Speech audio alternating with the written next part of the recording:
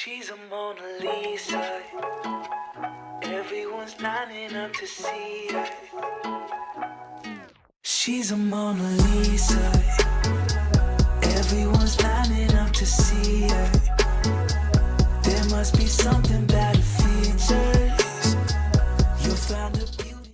Assalamualaikum warahmatullahi wabarakatuh. Halo everyone, gue Halini Zen. Kalau kalian nonton video ini, jangan lupa untuk tinggalin like sama komennya, karena like sama komen kalian berarti banget buat gue. Di sini gue bakal ngebahas tentang percaya diri atau bahasa kerennya pede. Apa sih pede itu? Kenapa kita harus pede gitu? Bukannya pede ngebuat orang risih, no. Karena pede itu adalah sebagian sikap yang positif. Banyak banget orang yang punya masalah dengan sikap percaya diri ini. Menurut Tanway dalam Kamus Istilah Bimbingan Konseling, percaya diri adalah kondisi mental atau psikologis diri seseorang yang memberikan keyakinan pada dirinya. Percaya diri ini bukan cuma tentang lo bisa berbicara depan banyak orang, tapi lo juga harus bisa bertanggung jawab apa yang lo perbuat gitu. Misalnya kayak lo mau berbicara depan banyak orang, lo nggak cuman harus asal ngomong, tapi lo juga harus mempersiapkan mental lo juga harus mempersiapkan materi apa yang mau disampaikan gitu. Jadi nggak semena-mena apa yang mau lo omongin gitu. Sebenarnya banyak banget contoh-contoh di kehidupan kita tentang percaya diri ini. Kayak misalnya kita masih nggak pede dengan apa yang kita pakai, padahal kalau misalnya lo bisa menempatkan pakaian itu di satu kondisi, lo aman-aman aja gitu. Lo nggak usah bilang kalau ih gue gendut banget, terus kayak iya apaan sih gitu. Karena sebenarnya dalam persepsi kita yang bisa pakai pakaian yang bagus itu cuma orang-orang yang good looking gitu. Padahal kalau seandainya lo pede, lo kelihatan cakep. Nah, dari pengalaman gue, kalau seandainya gue mau berbicara di depan banyak orang atau istilahnya gue mau presentasi, biasanya ada beberapa hal yang gue lakuin biar gue nggak terlihat awkward di depan. Nah, salah satunya mungkin ini bisa membantu kalian yang masih gugup di depan banyak orang atau yang mau berpresentasi. Nah, biasanya sebelum gue presentasi itu gue prepare, dalam arti gue harus memahami apa yang mau gue sampaikan kayak gitu. Jadi biar di depan tuh gue nggak bingung gitu. Selain gue prepare materi, gue juga biasanya prepare mental gue dengan cara berlatih. Jadi ketika gue udah siap menyampaikan dengan materi gue, biasanya gue ngomong depan kaca, jadi seakan-akan gue lagi berhadapan sama orang kayak gitu. Biasanya gue ngomong di depan kaca itu gak cuma sekali doang, tapi berkali-kali. Jadi sampai gue tuh yakin. Ketika gue udah yakin dengan apa yang mau gue sampaikan, biasanya tuh gue berdoa dulu agar hasilnya tuh apa yang gue harapkan.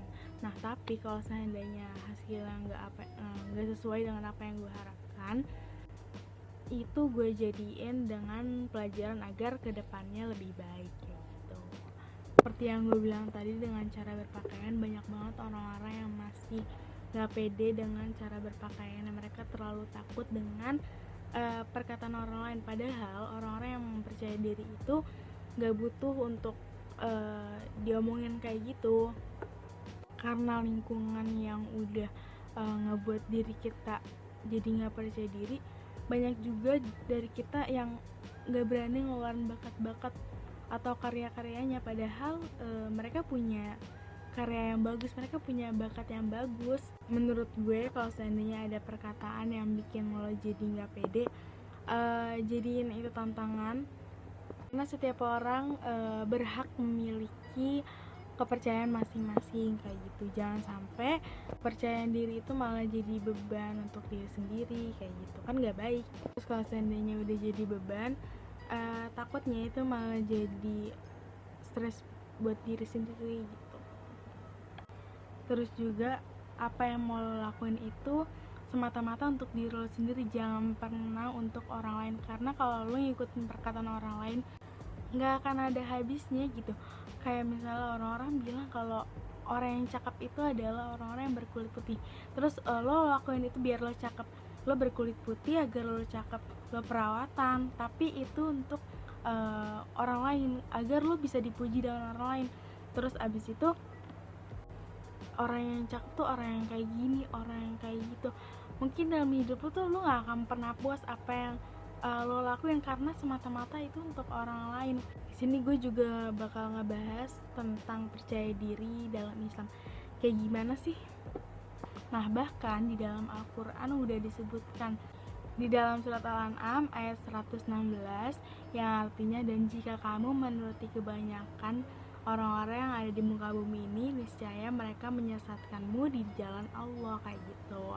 Jelas banget di situ dibilang kalau seandainya lo ngelakuin sesuatu karena orang-orang yang ada di muka bumi ini, lo akan disesatkan gitu dari jalan Allah, karena lo melakukan itu semata-mata untuk mereka gitu, bukan untuk diri lo sendiri, bukan untuk Allah. Jadi kayak lo bisa aja ngelakuin apapun yang lo bisa dengan cara apapun demi semata-mata tuh untuk perkataan mereka, kayak gitu. Kayak misalnya yang tadinya lo perawatan, terus lo nggak sabar dengan hasilnya, jadi lo melakukan tindakan yang nggak disukain Allah gitu, kayak operasi gitu kan, itu kan dosa besar, tindakan yang Allah nggak sukain, soalnya itu merubah suatu ciptaan Allah gitu. Jadi makanya kenapa disebutkan bahwa mereka akan menyesatkanmu di jalan Allah, yaitu contohnya gitu.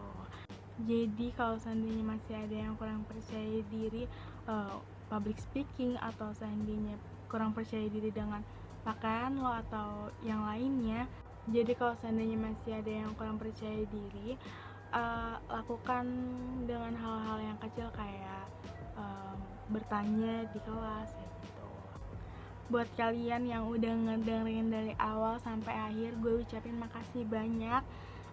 Gue juga minta maaf kalau seandainya masih banyak-banyak kata yang salah, banyak-banyak kata yang belibet gitu kan, karena di sini gue juga masih belajar, kita sama-sama belajar.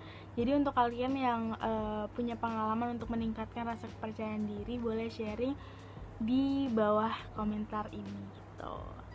Gue ingetin sekali lagi, jangan lupa untuk ninggalin like sama komennya, karena like sama komen kalian sangat berarti buat gue. Cukup sekian, kurang lebihnya mohon maaf. Wassalamualaikum warahmatullahi wabarakatuh.